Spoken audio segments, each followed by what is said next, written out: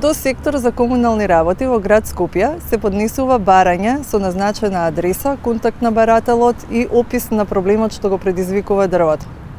Стручни лица од овој сектор излегуваат на терен на увид на лице место, изготвуваат записник и решение. Ова решение се доставува до барателот.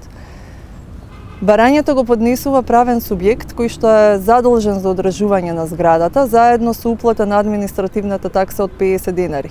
Оваа такса може да се уплати во архивата на град Скопје по електронски пат со картичка. Доколку подносителот е физичко лице, кон барањето за сечење или кастрење на дрвото потребно е да се поднесе и имотен лист како доказ за собственоста на парцелата. Доколку во имотниот лист се наоѓаат двајца или повеќе сосопственици, потребно е да се достави и изјава за согласност од сосопствениците. За зградите кои што немаат правно решение за одржување, тоа се оние помали згради, во прилог на барањето потребно е да се достави изјава за согласност на мнозинството од станарите со име, презиме, број на лична карта и подпис.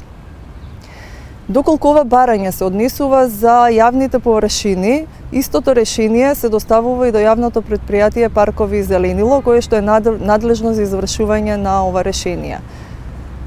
Барањата за сечење и кастрење на дрвото може да се најдат на сајтот на град Скопје и на јавното претпријатие Паркови и зеленило.